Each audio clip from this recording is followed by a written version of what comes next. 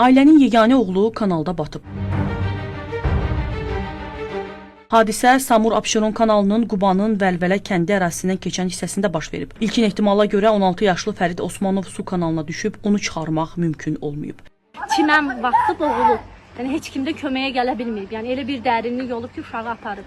Yəni nə qədər əl atsalar da, köməklik eləsələr də alınmır. Su lillidir. Bu ilki su lillidir.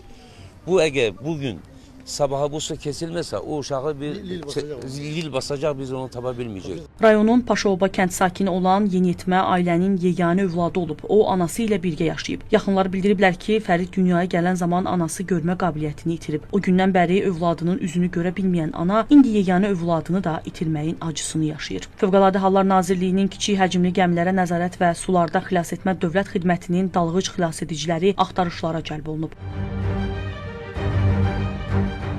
İsmayıllıda isə azyaşlı uşaq hovuzda boğulub. Bədbəxt hadisə rayonun Talıstan kəndində qeydə alınıb. 5 yaşlı Tunar Teymurlu ailənin kirayədə yaşadığı evin həyətindəki hovuzda çimərkən boğulub. Azyaşlının həyatını xilas etmək mümkün olmayıb. Hər iki faktla bağlı araşdırma aparılıb.